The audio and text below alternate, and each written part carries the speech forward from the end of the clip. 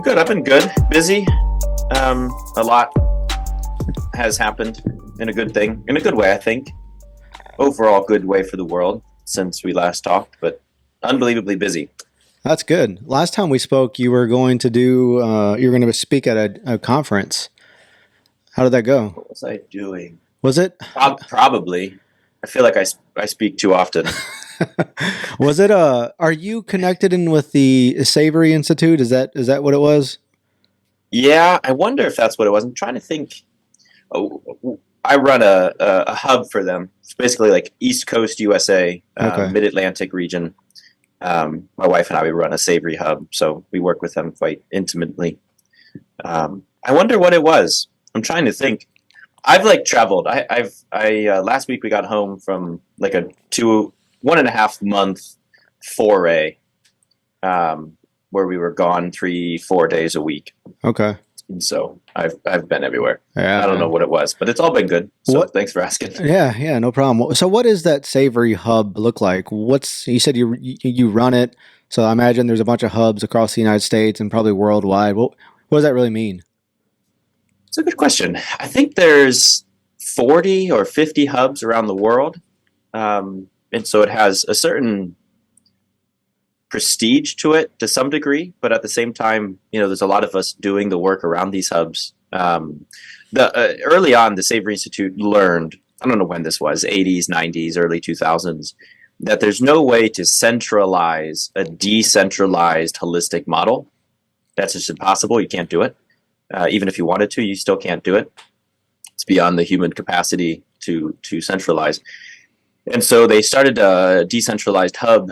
They call it like a nodal network, where they basically work to empower people doing the already good work within certain regions or contexts, socially, ecologically, whatever that might be.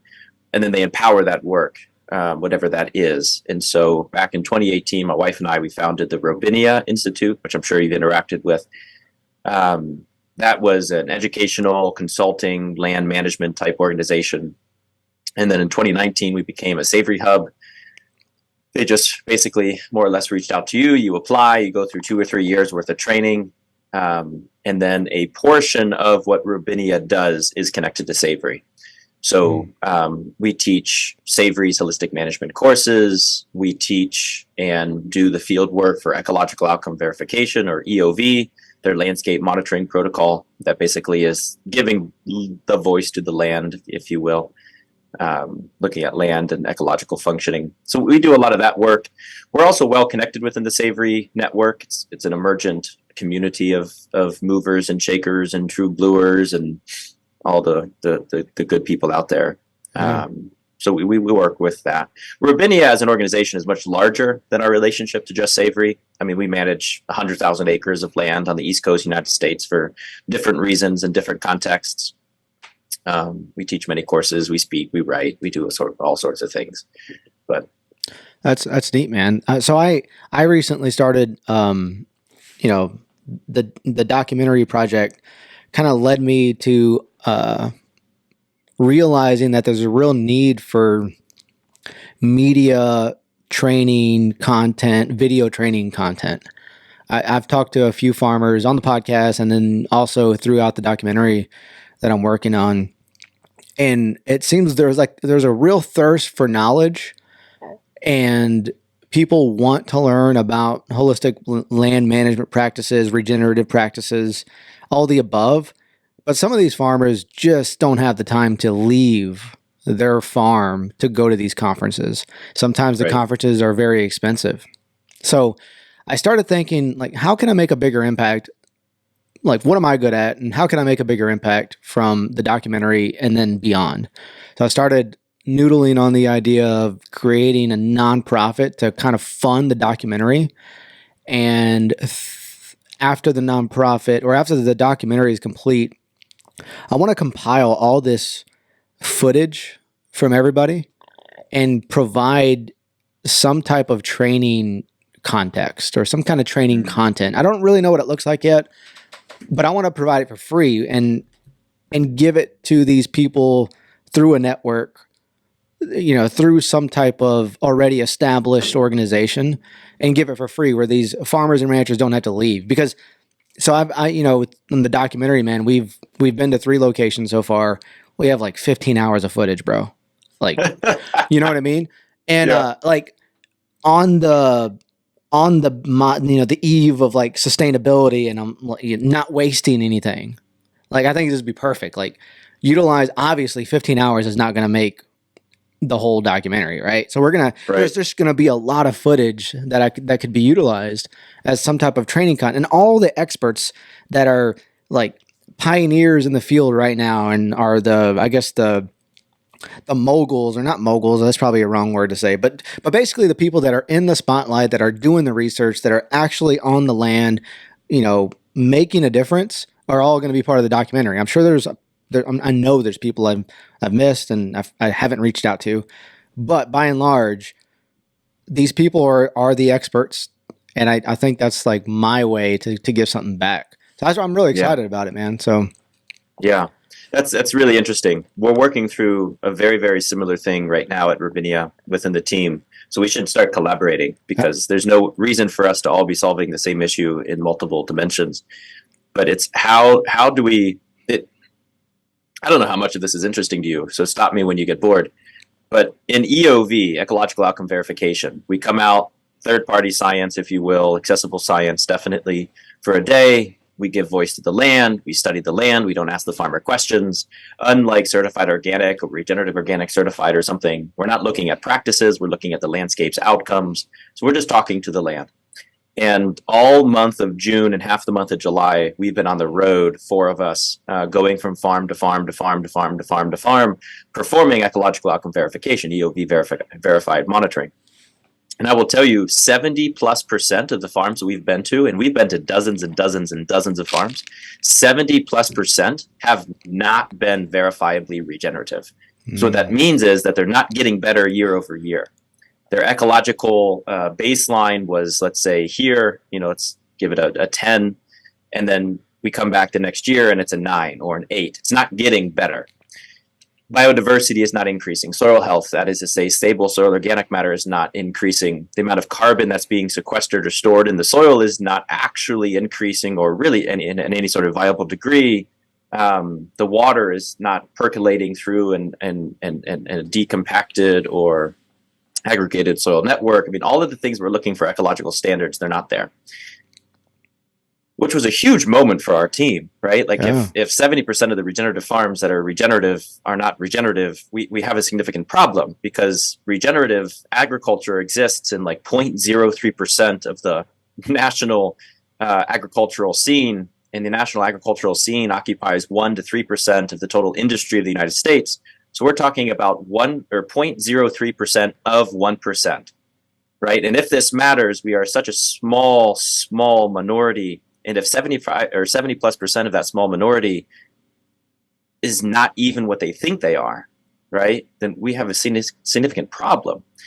And so the last month and a half, as we've been traveling around, we've created, it's just called the Ravinia bubble right now. I'll let you into some internal workings. It's just called the Ravinia bubble, which is basically exactly what you're describing. It's EOV verified, or EOV services, monitoring services, so that basically we can have a conversation with this farmer's land. And then after that, it's all online education and mentorship and consulting in a package that is really, really accessible. I'm talking like getting $15,000 a year worth of services and value at $500 or something like this. Just really, really accessible. And because I not one of these farmers, right, when you show up on their land, they look at you and they're like, oh, screw regeneration. Like, I don't care to regenerate. They all want nutrient-rich soil producing nutrient-dense food for them, their families, and their communities. They believe in carbon sequestration. They believe in increasing biodiversity. They just don't know how. And it is my belief, after spending probably 5 years doing this full-time professionally, in the last month and a half, seeing things that I've never seen before in a way that is too intimate, too real, too potent, that it's not because their hearts aren't in the right place. They just don't have the money to come to a $2,000-$3,000 course or a $500 weekend conference. Yeah. And if we're going to be sitting here, right, you and me, And it's like everybody needs to be regenerating. Regenerative agriculture is so important. Biodiversity is so important. And money got in the way. Money, training, educational fees, right? Like go get an experience. You want to go to a 10-day holistic management comprehensive in North Carolina, the one we teach, or we're teaching one in Austin, Texas in September. Like it's an experience, right? If you want to pay $2,000 to get an experience of 10 days in a group of people, and that means something to you, and you have the privilege and the money is accessible to you, go do it. It's amazing. Your life will change, guarantee it. But if those are the only individuals who can actually start managing their landscape in such a way that is holistic and regenerative, and everybody else is just screwed, we're all screwed. Absolutely. This is never going to work. So we have to find these alternative pathways where we can, in a financially accessible and physically accessible manner, actually start to bring this education, this community, this mentorship, this consulting, this introspection into their land available. We have to start bringing it home, if you will. So No, let's collaborate. I'm so in. absolutely, man. I am excited. I want to use I'm not regenerative expert. You know what I mean? I'm just a student that wants to learn as much as possible. And like I think I mentioned before last time, my family collectively has land throughout Texas, and we do conventional farming practices and all that stuff. So I've been around it my entire life. But since I've learned about regenerative agriculture, holistic land practice, whatever title you want to put on it, I'm all in, and I want to use my expertise, the things I'm good at, to help. And I feel like the way I can help is by sharing the information from experts like yourself, experts like Will Harris, experts like Andy Marsh, the soil scientist. But she's just the way she can articulate, the way that everyone that can articulate this information. I feel like if I like my skill is just bringing it all together and putting it in a video format. Like I'm good at getting people on I'm a project manager, in my real job. So I feel like my strength is getting everyone together on the same page and then dispersing information. That's what I'm good at. So I'm excited, man. Yeah. So we'll talk offline. I'm curious, whenever you were visiting these ranches and these, talking with these farmers and they were on the path to becoming regenerative and there was no progress, what was the disconnect? Was there a top three? Yeah, that's the question. I don't know if I have any complete answers, right? So these are just thoughts we've had over the last month and a half as we've traveled 10-hour long car rides of weeks on end, just chatting with each other, our team. So like none of this is well formulated, I realize, but just a couple, early indicators of these thoughts. I think number one, there's a disconnect. Not many farmers see the fields, right? The actual grasses and the soils and the nematodes and the, different classes of earthworms and the flowers and the trees and the litter and the early stage humus and the O and the A and the, all of these different horizons in the soil. Very few farmers look at that and they say, that is livestock, in the same way that the cattle are livestock or the sheep are livestock or the goats or the chickens or the ducks are livestock. They rather see the landscape as just a different version of a barn, like a much more regenerative barn because it's outside, it's, not indoors, there's less pathogens and pests because you're moving. Like it's just another idea of a barn, a location to hold animals. It's not actually an aspect within the whole that the farm occupies, right? Nicole Masters, she says it so beautifully, but like you have soil-based livestock. They need air, they need food, and they need water. Just like cows need air, food, and water. There's no difference. Very few farms actually, in their management, perceive this as a singular unit. That is to say that the cow and the nematodes, there's nothing different there. We just might not see the nematodes like we could see the cow. We might not breed the nematodes like we can breed a cow, but the nematodes are our livestock just as much as cows are. So when you're managing cattle, you're also managing nematodes. That's the first thing. We don't see this as a unified system, an interconnected and interdependent whole that we manage. It's rather just cows in open grass-filled barns. That's the one. Number two, I think, is recovery periods, right? So like, there's not many humans alive that would go run a marathon, go home, drink a beer or a Coca-Cola and then go run another marathon and then come home and maybe drink some Gatorade this time and then go run another marathon and just repeat this and never take the time to recover. When animals go through and they high density graze a grassland, whatever that means, they take it, they digest it, they ruminate it, they inoculate it with a bunch of, as I just call it, juju juice, right? Like other scientists, it's bacteria and all this marvelous gut flora. It's juju juice to me. The rumens, right? They inoculate it with juju juice, they place it, they poo it, and they wee it all over the pastured landscape. That's stressful. That's a marathon. Not for the cattle, but for the landscape, your other livestock, as we just said in point 1. It needs time to recover. And so if we're not actually prioritizing and managing the time in which our animals spend exposed to a particular landscape and the time in which those same animals spend away from that landscape, we're never actually allowing the system to recover. And if the system does not recover, we can't actually replenish, we call it the crown energy or battery reserves, right? Just imagine you never charge your phone. At a certain point, it doesn't turn on. You don't, fill up your car with gas. At some point, it doesn't turn on. You don't change your oil. At some point in time, your car breaks. Like all life, even technological, complicated life, it needs refilling. And if this is the same thing, if this is true for cars, this is true for phones, it is absolutely true for complex ecosystem function, plants, other things like this. And so not many farmers are actually impacting a landscape and then getting the hell off and staying off for 30, 60, 90, 120 days. Like we were on one farm this summer. And just to be clear, for all the non-agriculturalists among us, in our ecoregion, the Piedmont, the Mid-Atlantic Coastal Plain, the Central Appalachian Forest, the Northern Piedmont ecoregion, this is like Massachusetts to South Carolina, as far west as the Mississippi River, Cumberland Plateau, and other places. In these ecoregions, 60 days worth of recovery, that is to say, you bring the animals in, right? They graze, they move out, and nothing happens on that landscape for 60 days. You allow the grasses to regrow their root systems, right? Because when you graze a plant, it sloughs off the bottom of the plant, the root system. And it's a bunch of soil understanding there that we can talk about maybe later. But the point is it needs time to regrow. And so that 60 days is really minimum as a requirement during June, July, August, September, October, November, even into December. These latter parts of the growing season, depending on where you fall in all these ecoregions, maybe it's October instead of December due to northern climates, but 60 days at the minimum is what those vegetative communities need to recover. We were at one farm, and there was a little bit more recovery in this one paddock that we were monitoring in EOV than the rest of the farm. And I looked at the farmer and I said, wow, there's more vegetative biomass here. That is to say, grasses that are actively photosynthesizing than there's anywhere else in your farm. How much recovery has it had? And they looked at me and they're like, oh, this is a lot. Like, we've really let this recover. And I'm looking at Morgan, who's actually my wife, biologist by trade, excellent EOV monitor. And I looked at Morgan and I kind of smirked, like 60 days, 90 days. And she goes, 14 days. The farmer, that is 14 days. And I was like, what the hell?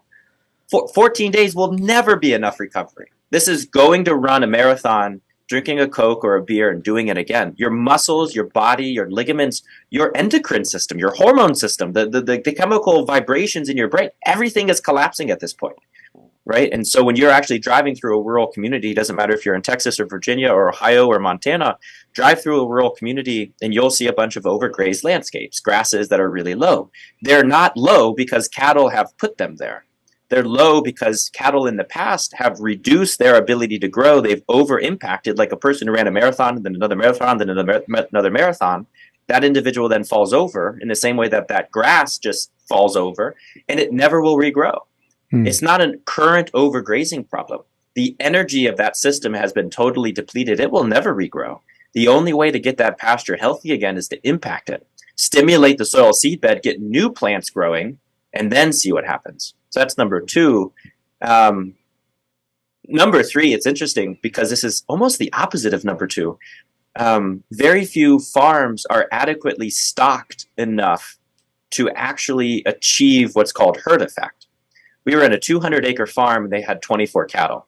And what happens is when you don't have enough animals, by the way, 200 acres in the Central Appalachian Forest ecoregion could easily support 350, 400 head of cattle, and they had 24. So this is unbelievable. You have a 13-passenger van and a mouse, isn't it? Right? Like the number of seats that are open is unbelievable.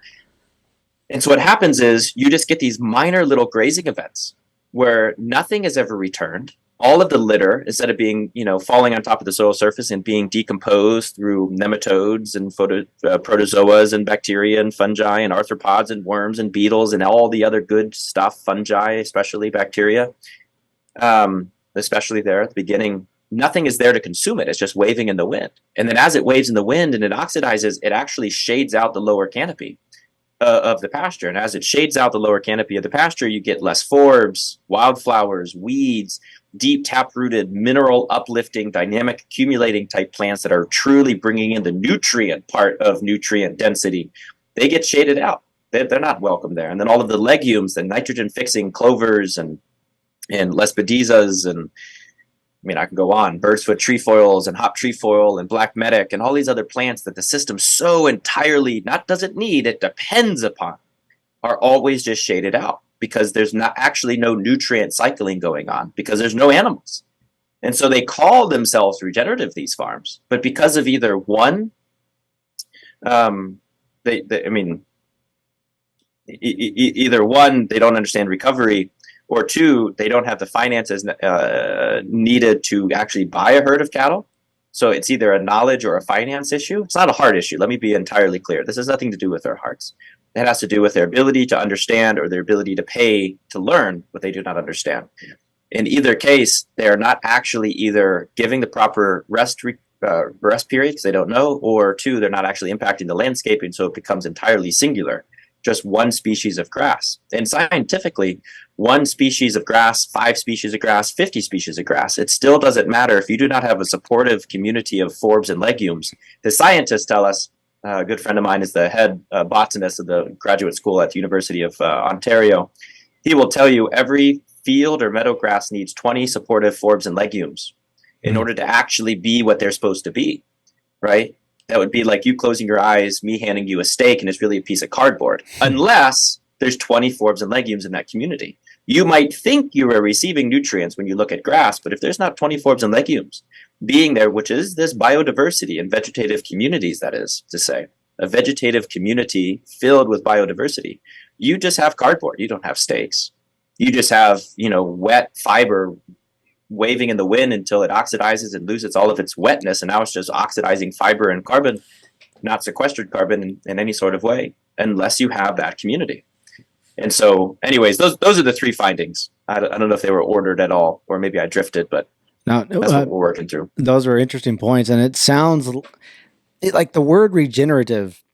Is that even the word to use now? Like, I know there's a lot of people using other words, but it seems like that definition is kind of loosey-goosey. Maybe the different parts of the regions, like the West has a different definition for regenerative. Is that a problem, or is that huge? Like, and why is it a problem? Because to me, I want to believe that you kind of hit on it. Like, as long as your heart's in the right place and like the practicing holistic land management, like really giving back to the land, being one with the land, whatever that means. Like, is that like the overarching goal of regeneration, or is there something? Is there something else? You know what I mean? This is a huge question. Yeah. So I don't know if you meant to, but you stepped into a huge arena. I hope I can satisfy a portion of your curiosity. I can't satisfy everything because number one, I just don't think I'm smart enough, and number two, it's just way too big of a question. And we're currently working through it on this end. Where do you start? Okay, so Alan Savory, that is, in his supreme wisdom, he always differentiates regenerative agriculture and holistic management. Mm-hmm. Holistic management is you set a vision for the future, you then build a plan to actualize that vision. You then, before you implement, determine what is the earliest indication that I was wrong, and then you implement. And then after you implement, you monitor, looking for the earliest indicator. We call it a feedback loop or leading indicator in holistic management.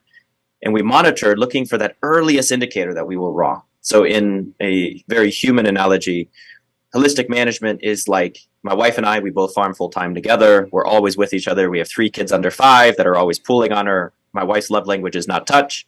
It's also 95 degrees and 100% humidity here in Central Virginia, which is why the air conditioning is on behind me. And after 10 hours in the field building fencing, and she's, nursing or breastfeeding one of them and the other two are hanging off of her, and we're both working hard, pounding in T-posts, miles and miles and miles. We're tired, we're sweating. We've literally worked through 3 or 4 pairs of clothing that day. Nobody has eaten. Anyways, you get the point. You see the problem. At 8 p.m. in the nighttime, I want to show her a little bit of gratitude. Like, hey, thanks, right? And so my love language is touch. Her love language is not touch. And so I say to myself, I want to show her gratitude. This is the vision. Remember, it starts with vision, holistic management. The next thing is we got to build a plan to actualize that vision. I'm going to reach out to her physically with my hands, and I'm going to touch her shoulders and just massage a little bit, because she's been pounding T-posts like this all day long for 10 hours in the blazing heat.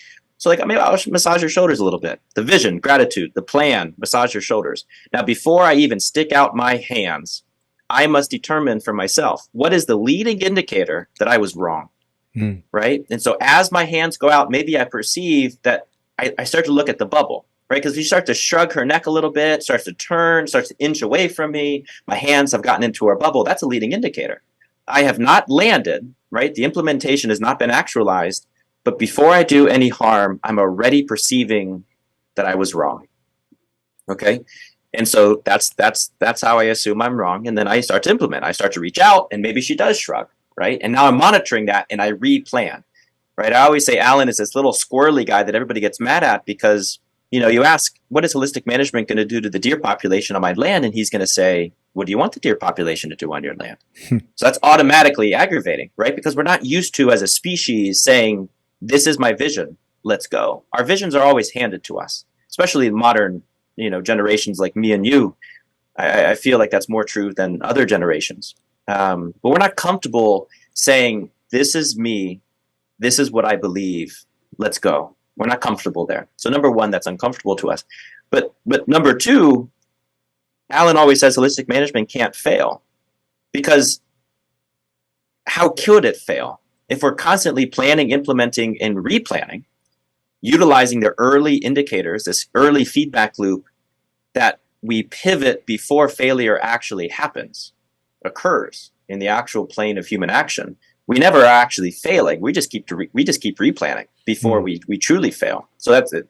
It's a joke. Alan is always so squirrely, but it's brilliant. That to me is interesting, right? You make a vision, you set a plan, you determine what is the leading indicator that this plan is wrong, and then you implement looking for that leading indicator so that you can catch yourself and replan before failure happens. That to me is interesting. That to me can save the world. That to me can create a co-creative relationship, or I should say nurture a co-creative relationship between humankind and the kind of the world, to eventually lead us into emerge, or at least help us emerge into a state of uniformity, right? This state of there's no such thing as humankind in the world, it's all just one. I believe holistic management has that power. Regenerative agriculture, I don't think has any power at all. I just don't. Ask anybody, regenerative means something entirely different to them. Some people believe regeneration is a journey. That's great. Some people believe regeneration is soil health. Ask the Rodale Institute. Some people believe that regeneration is soil health with biodiversity. That's fine. But there's no singularized, I don't want to call it a paradigm, but no, let's say it this way. Regeneration as an agricultural practice does not require a different paradigm, just a different outcome. And as long as regenerative agriculture doesn't require a different paradigm, just a different outcome, the paradigms don't matter. So you can produce a regenerative outcome, right? You want more species in your pasture, plant them. You want more soil organic matter, spread it, right? You want more landscape under regenerative management, kick the indigenous peoples off their land and start regenerating it, right? Paradigm doesn't matter. Outcomes do. Holistic management demands that paradigms change. Regenerative agriculture does not, just outcomes. And so, like I said many times, I mean, it's outrageous. I said this on the Kyle Kingsbury podcast last year, and I got hundreds of emails of people that were either really happy, I call them excited participants, or really angry, I call them angry patriarchs. It's always split down the center. But I said this then, and I'll say it again here. The point is this: regenerative agriculture, in some sense, allows me to regenerate my land by enslaving you and your land. Period. It just does. What do you mean? What do you mean by that? I'm having a hard time following. Very, very, very simple. Very simple. I can be regenerative. Okay, so let me start this with an analogy. You have health problems. Let's say you're experiencing some sort of external reality of a health problem, eczema, gluten intolerance, whatever, lack of energy. You go to the hospital and he says, listen, Jonathan, you are really healthy, but your liver has failed. Go home and be well. You would look at him and say, I want all my money back, and you should lose your doctor certificate or whatever. Stop being a doctor. You're horrible. But we do the same thing with regenerative agriculture, right? We look at my land, these 400 acres at Timshall Wildland that I'm sitting at, and we call it regenerative. But if this land is only one stitch in the greater fabric of my community of 109 people in Wingina, Virginia, that's all that live here is 109, and we're all agricultural, and my fields sit next to your fields, and the same nematodes swim from yours to mine, and the same bacteria swim from mine to yours, and the same trees have roots in your soil as they do my soil. Why are the trees that grow in my land that have roots in your soil regenerative when they're growing in your degenerative soil? Right? So in addition to the analogy, we also have this understanding of inputs. So the analogy says, how can I be regenerative as the kidney when the liver next door to me is completely degenerative? That doesn't make any sense. We have to be regenerative as a community in order for regeneration to actually occur. All 109 of us in this community have to start working for the improvement of the world, the beautification of the world, the more whatever, soil building, biodiverse aspects of the world. We have to work together in order to achieve what regeneration wants to achieve. And I think that's beautiful. The other aspect is this. We were raising, this is just a story from our farm. We used to raise a couple hundred pigs a year. And we've always, we would raise about 200 feeder pigs a year and had about 15, 20 sows and full, farrow to finish operation. And we were really excited because we had brought down the need for outside inputs about 60% of a pig's life. And I say like the finest heritage, forest raised, regenerative pig in the world. I'm not talking conventional. 60% of that pig, fully regenerative pig, local farm pig, woodland raised pig's diet comes from supplemental feed. So this is feed you go out to the feed store and you buy 60%, right? And so we had built a system here at Timshall through some wilding practices, actually treating pigs like coyotes. We could talk about it another day. We just had 200 coyotes running around. It was really interesting. The understanding of who a pig is not actually entirely dissimilar to what a coyote is. And so when you raise them similar, you're able to decrease their feed costs or their feed inputs from 60% to 5%. So we were raising 200 feeder pigs a year, and 5% of their diet was supplemental grains, not 60, 5. Pigs, think about a pig in your mind. They're slow, they waddle, they're huge animals, they're fat, they don't run fast. This is your pig, regenerative, conventional, it doesn't matter. We had bred pigs that could jump 4 feet in the air. We had a corral that was 4 feet, literally on process day, finished 800-pound pigs. I mean, huge boars. They could literally jump standing bound like a deer over a 4-foot-tall fence. My wife was a Division I college full ride scholarship track athlete, and we would actually she would run, and if the pigs couldn't beat her, we wouldn't process them. So we would only process pigs that could run faster than a Division I track athlete, full ride scholarship, and jump higher than 4 feet. So what these pigs were is unbelievable. Unbelievable what we were able to accomplish in about 6 or 7 years in breeding and management and care and co-creation and nurturing and such. 60% to 5% feed inputs. Still with that, we calculated that we were bringing in 4,000 pounds a week of grain. 4,000 pounds a week of grain. And if you do the math, that's hundreds and hundreds and hundreds of acres of grain production a year. So in order for us at 5%, not 60, 5% with this crazy coyote wild ass hog situation we were running, if we still had to bring in hundreds and hundreds and hundreds and hundreds of acres of grain produced in a monocrop way, it was certified organic. It was soy free. It was non-GMO, but it was still monocrop, right? And no matter how little chemicals you spray, no matter how many non-GMO seeds you do not use, a monocrop is a sad, socially degenerative, lacks all biodiversity. This is not a healthy regenerative system. Let's just make it very clear. Monocrop agriculture can never be truly regenerative from a biodiversity perspective or even a long-term stable soil organic matter perspective. This is the National Academy of Science. They've argued this. The Rodale Institute has argued this. The Savory Institute has argued this. There's no scientists that disagree that monocrop agriculture from a biodiversity perspective is degenerative, from a stable soil organic matter perspective is degenerative. So let's just assume here on this podcast in this moment that it is also degenerative, because neither you and I are scientists. So let's trust everybody else. And they all agree. So we still had to degenerate hundreds and hundreds and hundreds of acres of land in order to regenerate our land via pigs. So for me to stand there and call my pigs regenerative, I have to degenerate you to regenerate me, right? I have to extract from you to regenerate me. I have to force you into a system that I don't believe is a positive system in order for me to live in a system that is a positive system. Those three phrases that I've just walked through are the very definitions of slavery, right? Human chattel slavery, you can add a couple more. But the point is, in terms of regeneration and slavery, these two things are not disassociated from each other. You can regenerate without slavery, of course, right? And I'm speaking linguistically very quickly and probably unfortunately to some, but the point is, in order to manage a system holistically, we have to take into the entire whole that we're managing, which also requires your land and his land and her land and their land and the community.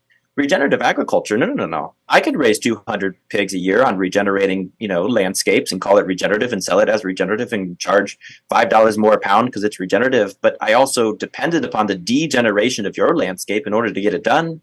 And we were not running 200 pigs on, let's say I had to degenerate 500 acres of corn and wheat and peas and other things. I was not running 500 acres of pigs, right? We were degenerating more land to produce the inputs for less regenerative land. So we had to degenerate 500 acres in order to regenerate 200. Right?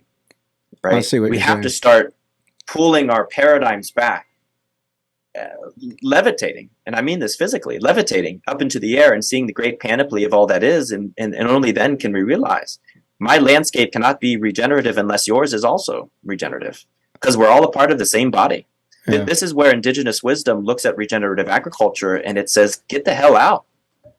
No. You've just created a new agricultural outcome that's called better food, right? That's called not raping the landscape. That's all this is. It's not a new paradigm, that is to say a very old indigenous ancient paradigm that says we are all one thing. And out of that singleness, that unity, everything, right, exists.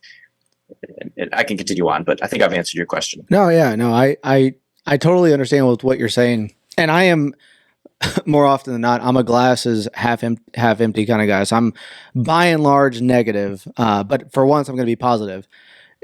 Couldn't the argument be made that if you, even if your neighbors are not practicing holistic land management or regenerative land management, couldn't that argument be you're positively influencing the ecological system around it regardless, and eventually your neighbors, it may not be in your lifetime, but it could be in the next lifetime, the neighbor's family bloodline will see oh, well, Daniel's doing some badass shit over there, we need to transition that way. So I guess couldn't the argument be made that even if you're doing what you're doing, still bringing in small amounts of monoculture to feed pigs or cows, isn't that still better than nothing?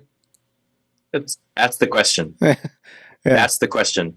You could listen to me, and people do, and they say I'm some utopic visionary, and it's true. Maybe I do falter there, and maybe it's a problem, and I accept that as a problem. I think to some degree, better is better. It's true to some degree. It's not a degree that I will ever argue, but better is obviously better, just linguistically, physically. It's a fine statement. I'm not entirely sure the human species on this earth has much time for better systems. I'm just not entirely sure. For instance, what is it, 30 years ago or something like this? You can fact check me.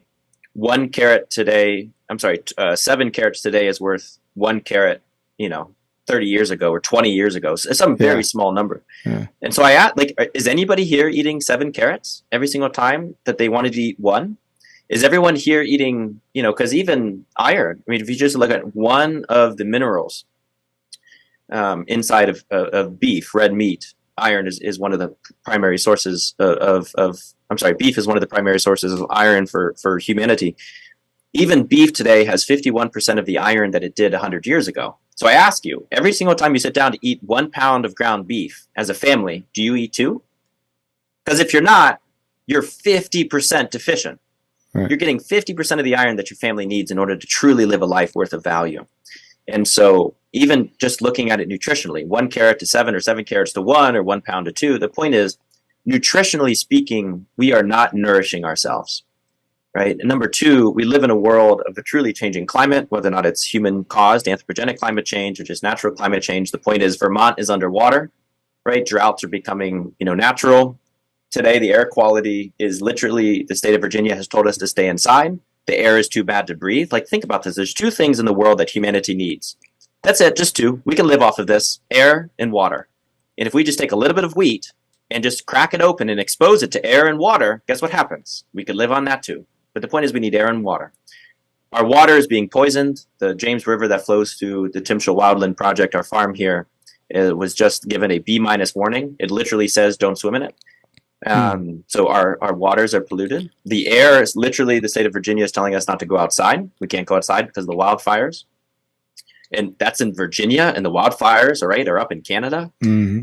So what's happening in Ohio and Massachusetts and Vermont and Maine and all these other wonderful places that are not so wonderful anymore? The point is, our water is poisoned. Our air is toxic. And we're sitting here and we're thinking to ourselves, better is better. Maybe in 100 years, we'll get less jacked up. And I think about these things, and I get it. If you're in a financial situation to do better work, do it. If you're in a physical position where you can do even better work than that, do that. Do what you can do. I've been known to say this all over the country. I was down at Force of Nature conference a couple months ago, and I said this, and I said, listen, don't get overwhelmed by the state of the earth. Don't send me an email saying, Daniel, you're some utopic shit that you just believe the future is, way too accessible, and whatever. Don't send all these emails. Just look down at your feet and start there.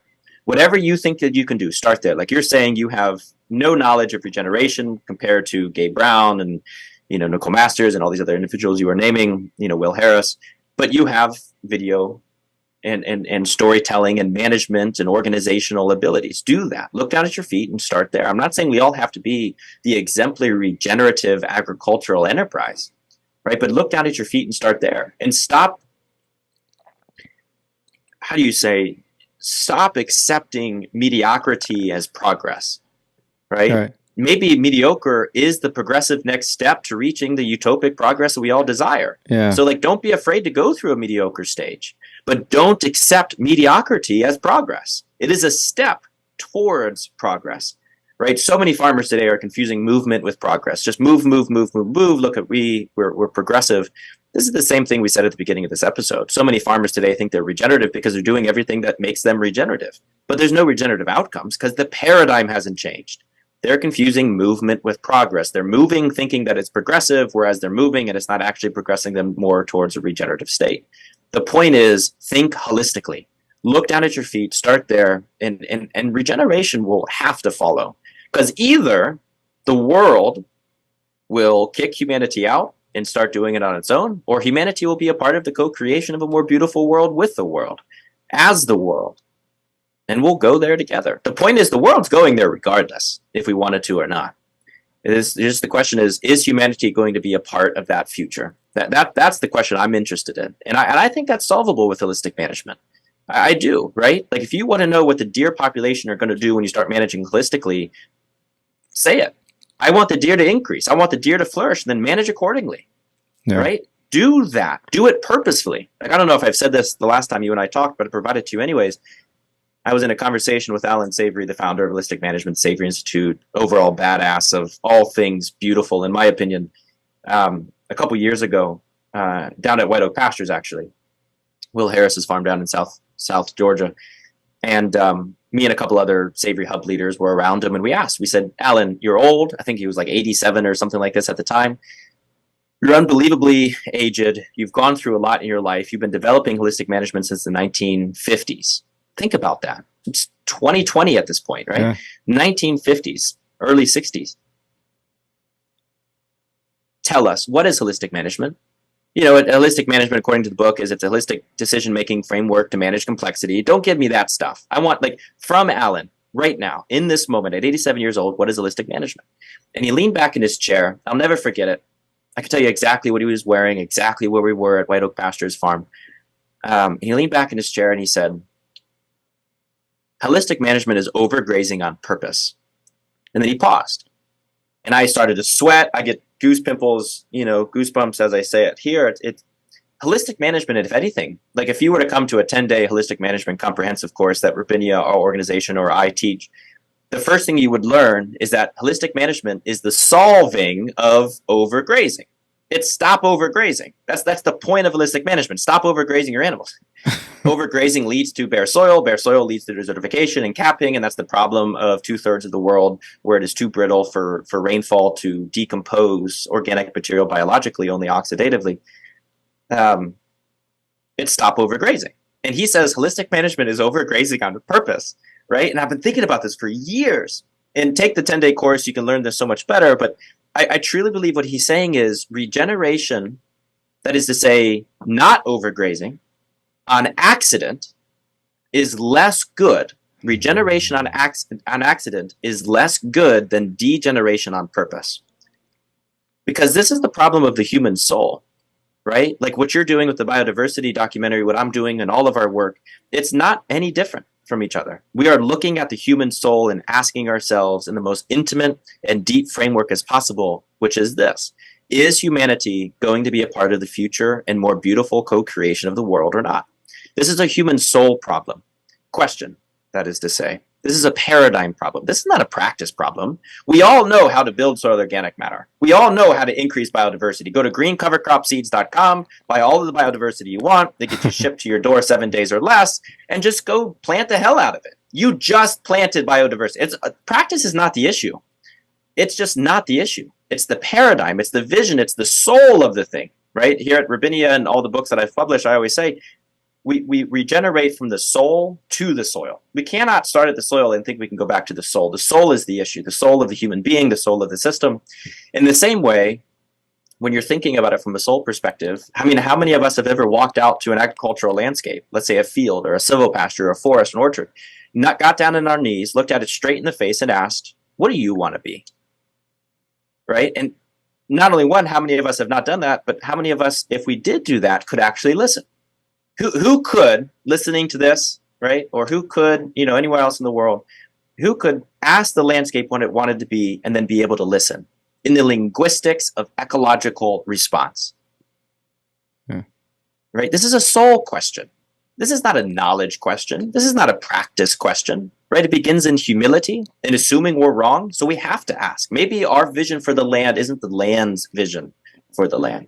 Right, so you need a humility and the assumption that you're wrong in order to ask the question, right? And then you need the space and the paradigm shift of kneeling down, looking at the pasture in the face, and asking the question to begin with. The point is, overgrazing on purpose, regeneration on accident is worse than degeneration on purpose, because with the degeneration on purpose, we can affect that, right? Just why? Let's talk about purpose. Let's dive into the soul work of the thing.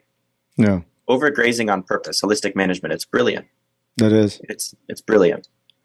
I like what you said. Look down at your feet and start there. That reminds me of this Substack I read. It was by Andy Marsh. I think I mentioned her earlier, but she's brilliant, man. I'll send you her Substack link, and she writes for not only for ranchers or farmers, but also just for suburban people. And in this one Substack article, she provided like some context of like how to make an impact to our world, our climate, our ecological system. And it was starting small, like you said, like just go sit in your backyard and just sit on the ground and just be one with the land. And it sounds kind of like hunky-dory and like foo-foo kind of stuff a little bit.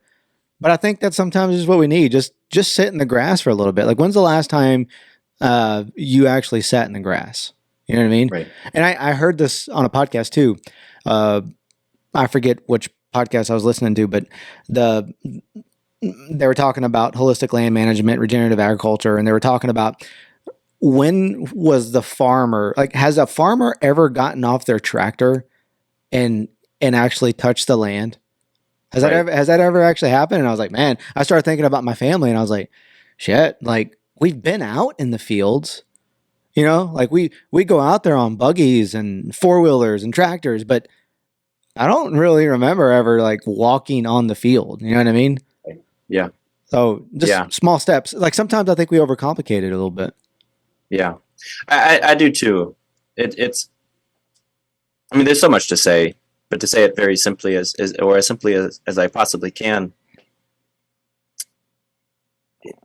if any of what you and I are talking about requires holistic thinking, it requires the all of you, period.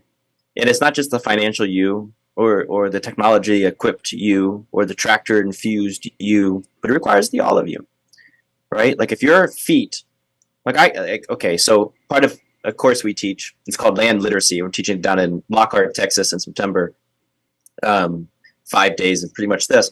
If you can't tell the landscape's ecological function with your eyes closed, with your bare feet walking through a pasture, right? You have put up a particular hurdle in front of you in the landscape. You have separated yourself from that landscape. You might be able to regenerate it, right? Like I said, go to greencovercropseeds.com and buy the damn things and plant them and call it biodiverse. It's totally possible, right? If you have the finances and the context to do it, do it. But the point is, a truly holistic management of a landscape, that is to say, the co-creation between interdependent species, the human species being one of them, the nematode being another, so the organic matter and the bacteria and the fungi and the billions and billions and billions of microfauna and microorganisms within a teaspoon of soil, and the grasses and the trees and the birds and the gals and everything. And the human is just one of them, right? It requires a sense of getting your shoes, putting them down, and going for a walk barefooted, right? You can start to feel where the soil is spongy. You can start to feel where the landscape needs more touch. And you can start to feel where the landscape is saying, stop, wait, hold on. Like, think about this. We talk about this a lot within Rabinia, our team. There's one of our EOV monitors. Her name is Thaisa Porto. She's infatuated with this. And so I say it, but if Thaisa, if you're listening, this is yours. I give you full credit.